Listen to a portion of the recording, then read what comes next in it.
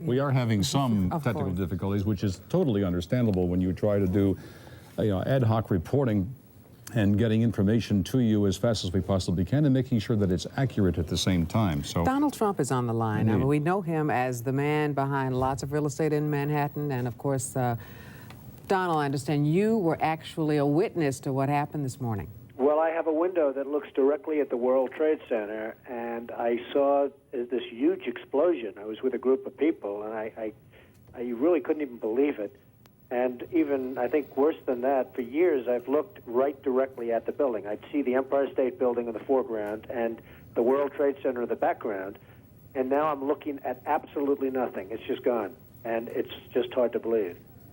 Donald, Alan Marcus here.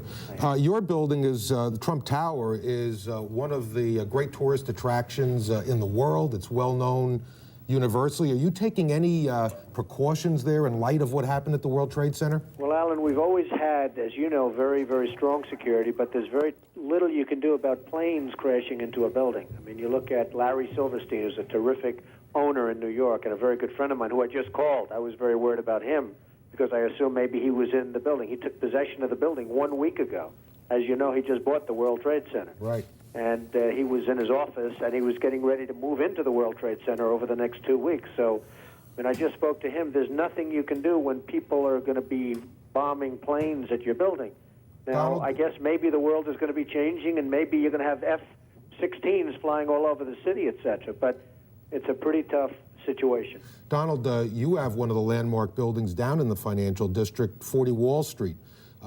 Did you have any damage, or did you know what's happened down there? Well, it was an amazing phone call I made. 40 Wall Street actually was the second tallest building in downtown Manhattan, and it was actually, before the World Trade Center, was the tallest. And then when they built the World Trade Center, it became known as the second tallest, and now it's the tallest. And I just spoke to my people, and they said it's the most unbelievable sight.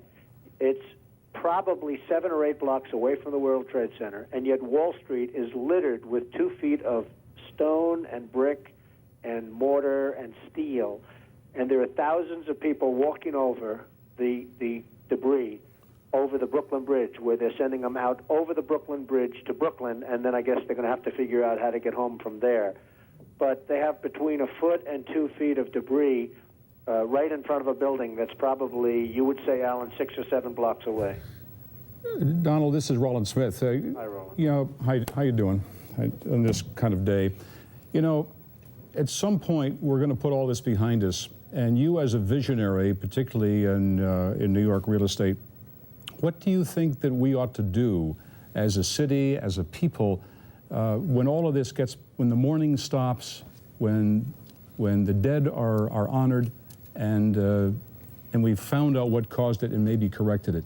What does the city need to do? Well, I guess the big thing that you really will have to do is never forget. You just can't forget that something like this happened. I was so disappointed when they closed the stock exchange, but of course, at some point, you had no choice, you know, when they initially announced it was closing, because you want to just say, the hell with it, you're going forward, nothing's going to change. But the fact is, something has changed very dramatically. And I think one of the very sad things is going to be when you look at the skyline of New York, which has become so emblazoned in your own memory, and you look at the skyline of New York and you see these buildings, these 2 buildings, whether you love them or don't love them, they were a great part of the skyline. And then when you look at the skyline after 2001, and you're going to see a skyline without these 2 buildings, you're going to say, what happened? People won't believe it. You know, when you show your children or your grandchildren in years to come what New York looked like in the year 2000, and then what New York looked like just a year later, they're going to say, what happened? Hey, Donald, it's hard to believe. In the year 2000, Donald, you considered running for president. If you had done that and if you had been successful, what do you think you'd be doing right now? Well, I'd be taking a very, very tough line, Alan. I mean, you know, most people feel they know at least approximately the group of people that did this and where they are. But, boy, would you have to take a hard line on this. This just can't be tolerated, and it's got to be very, very stern. This is, as you and I were discussing before, Alan, this was probably worse than Pearl Harbor. Many more people are dead, and you know, they don't know, they have no idea, but I have somebody that was down there who witnessed at least 10 people jumping out of the building from 70 and 80 stories up in the air. I mean, you probably have 25 or 30,000 is the number I've heard, but I would think would be much more than that. I think the most of the damage will be caused not by even in the building in terms of the people dead, but by the people on the streets from falling debris. Donald, you're probably the best known builder, particularly of great buildings in the city. There's a great deal of question about whether or not the damage and the ultimate destruction of the buildings was caused by the airplanes, by architectural defect, or possibly by bombs or aftershocks. Do you have any thoughts on that? Well, it was an architectural defect. You know, the World Trade Center was always known as a very, very strong building. Don't forget, that took a big bomb in the basement. Now, the basement is the most vulnerable place because that's your foundation, and it withstood that. And I got to see that area about 3 or 4 days after it took place because one of my structural engineers actually took me for a tour because he did the building. And I said, I can't believe it. The building was standing solid, and half of the columns were blown out. I mean, so this was an unbelievably powerful building. If you know anything about structure, it was one of the first buildings that was built from the outside. The steel, the reason the World Trade Center had such narrow windows is that in between all the windows, you had the steel on the outside. So you had the steel on the outside of the building. That's why when I first looked, and you had big, heavy I-beams, when I first looked at it, I couldn't believe it because there was a hole in the steel. And this is steel that was, you remember the width of the windows in the World Trade Center, folks. I think you know, if you were ever up there, they were quite narrow. And in between was this heavy steel. I said, how could a plane, even a 767 or 747 or whatever it might have been, how could it possibly go through the steel? I happen to think that they had not only a plane, but they had bombs that exploded almost simultaneously, because I just can't imagine anything being able to go through that wall. Most buildings are built with the steel is on the inside around the elevator shaft. This one was built from the outside, which is the strongest structure you can have, and it was almost just like a can of soup. You know, Donald, we were looking at pictures all morning long of that plane coming into building number 2, and when you see that approach the far side, and then all of a sudden, within a matter of a millisecond, the explosion pops out the other side. Right.